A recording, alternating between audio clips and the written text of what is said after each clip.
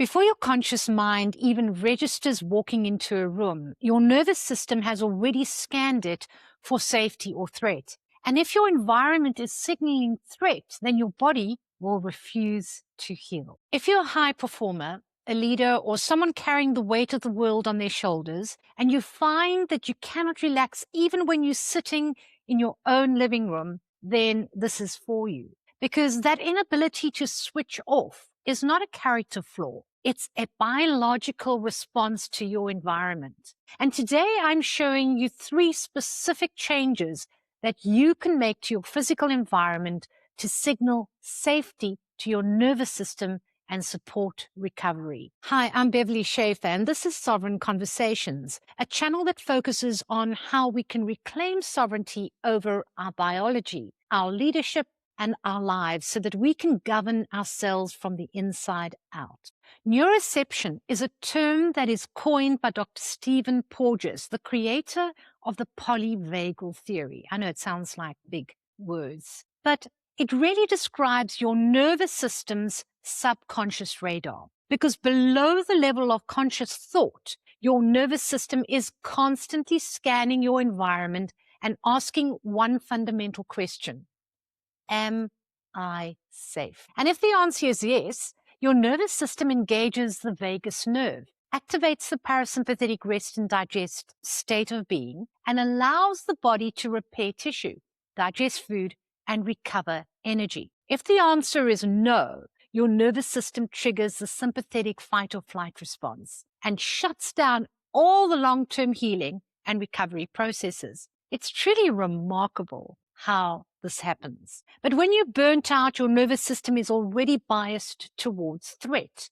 You have to engineer an environment that screams safety. Here are 3 ways to do exactly that. The first, lighting, which is not just an aesthetic choice, it's a biological input. Bright, overhead, blue-toned lights mimic the sun at high noon. And when this light hits the receptors in your eyes, it sends a direct signal to your brain to suppress melatonin and produce cortisol, telling your nervous system to stay alert. And if you have these lights on in your home after sunset, you're basically and chemically preventing your nervous system from winding down. So what's the solution? Well, use warm, soft, low-level lighting in your evening. You can use candles, you can turn off the overhead lights, the LED lights, and use lamps that are placed at eye level or below. And this shift will then tell the nervous system that the day is over, that the threat is past, and that it's safe to stand down. The second one is our auditory system, which has evolved to detect predators. Unpredictable, chaotic, sudden noises trigger an immediate orientating response in the nervous system. Even if you think you've tuned out, even if that loud television of a terrible war that's happening on the TV, your nervous system is still producing and processing every unpredictable sound as a potential threat. And the solution really is to create acoustic predictability. What I mean is, use a fan that has a predictable noise, a white noise machine, or low-frequency ambient music, background music, calming, not serious rock or heavy metal at 7 o'clock in the evening. And by creating a predictable acoustic environment, you remove the need for your nervous system to constantly scan for auditory threats. And the third one is clutter, because this is not just a housekeeping issue. It's a neurological burden. Your brain has to process every single item in your field of vision. And when your physical space is visually chaotic, it increases cognitive load. And for a nervous system already burnt out, visual chaos signals an environment that cannot be controlled, which biologically means it is not safe. So what's the solution? Well, create visual resting places for your eyes. Clear the surfaces in your rooms where you spend the most time relaxing. You don't want to relax in a room full of clutter. Put things behind closed doors. Reduce the number of objects competing for your attention. You see, healing from burnout is not just about what you do.